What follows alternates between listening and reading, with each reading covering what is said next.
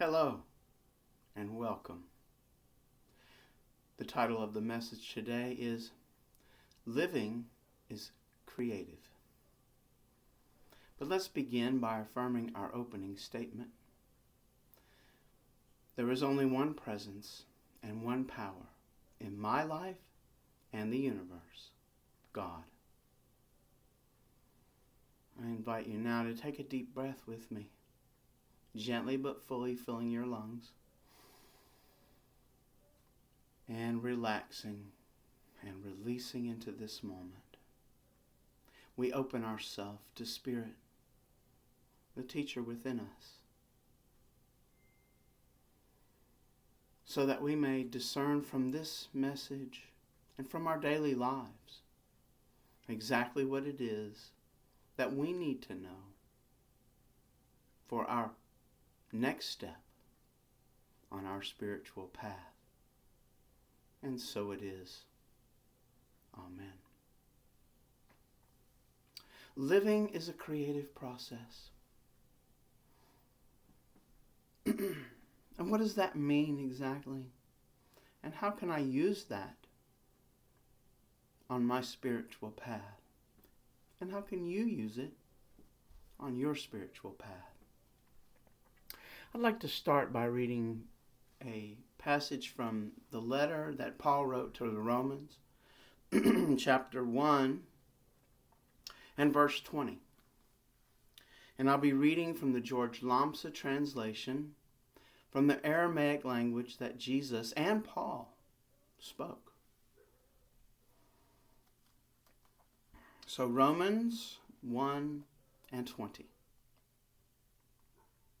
For from the very creation of the world, the invisible things of God have been clearly seen and understood by his creations, even his eternal power and Godhead, so that they are without excuse.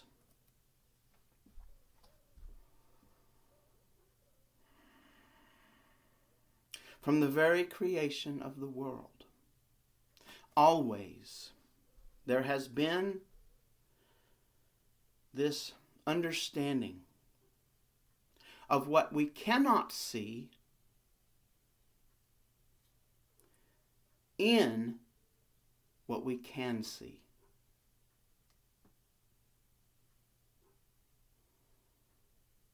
The invisible things of God have been clearly seen and understood in creation.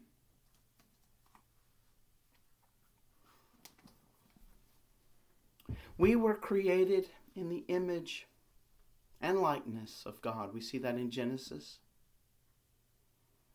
And so, since God is a creative being, we inherit that same creativity. This creativity is seen all around us in our lives.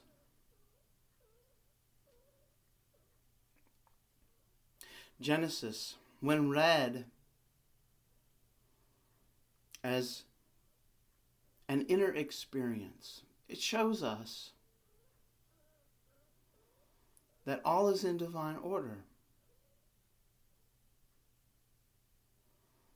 That everything that exists in the mind of God as potential, a perfect potential. And as God spoke, let there be light. There was an idea in the mind of God that was expressed, and then we have this ongoing creation. Divine mind, divine idea, and divine expression. And we are part of that expression. The expression of the idea or ideas that God had in the self-existent, the only existent consciousness that is divine mind that we call God. This entire process of creation.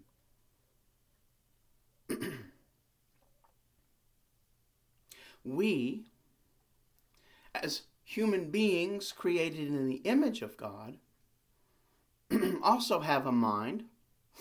We have ideas in the mind, which does include our feelings, our thoughts, all of our mental activity, and how they are expressed in our experience of the world.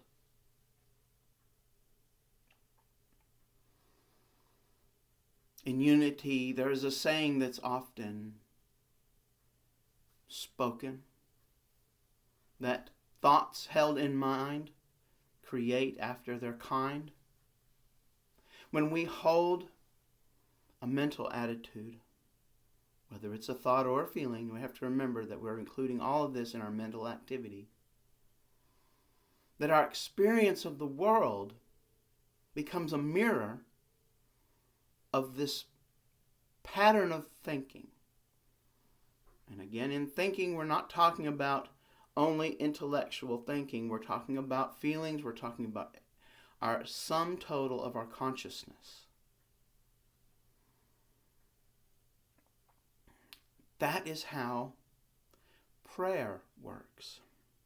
You see, in prayer, we connect ourselves to the divine in us. That is our true self. We allow our true self the active place in our consciousness, and we subordinate our ego or false self to this active consciousness. We do then what is ours to do. We hold in our consciousness the highest good, not only for ourself, but for the ongoing creation that is all around us. This is the mechanism of how life is a creative process. There's a statement that's going around in the collective consciousness now that God is a verb. We're used to thinking of God as a being outside of ourselves, but that's not Jesus' conception of God. God is this ever-living process of which He is a part and of which we are a part. This process is the creative process, and we are participating in this process by our thoughts and how they express in this world.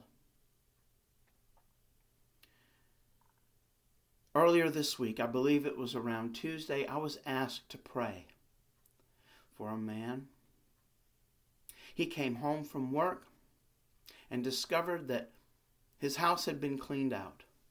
Furniture, pretty much everything was gone. That didn't concern him. His significant other, his wife, had found another man, had taken the things, but most importantly in his consciousness was his baby girl. Less than 2, I believe. Gone. His heart of hearts. He knew that the mother of his child was not being true by this time. So it was no surprise. But what he longed for with all of his heart and in love was his baby girl. And so I held in consciousness as I prayed for this young man. I prayed for his partner, his baby's mother, and for this child. Seeing the Christ light in them, seeing the divine image that's in all of us, in them, and asking, knowing all is in divine order, that we are attracting our greatest good, that He is attracting His greatest good, that this young baby girl is attracting her greatest good. And so is this baby's mother. The next day, she called this man and arranged for him to have custody in some way. We're not talking about legally. She wanted him to have the baby. You see, by holding these thoughts in mind, this transformation of consciousness took place. Because we're not separate. We share everything in the divine mind, the mind of God. There is only one consciousness, and we participate in it and in its ongoing creation. You see, in divine order, all is divine mind, divine idea that are held in the mind and their expression. And we are part of this expression. And as creative beings created in the image of God, our thoughts held in our mind bring forth this expression. You see, our life itself is a creative process. The things that happen around us are a result of these ideas, feelings, thoughts held in mind. And the way that we participate in this ongoing creation is a direct result of this. When all is in divine order, it is our true self, our connection to the divine that is right here in our self, in our entire being, our head, our heart, our gut.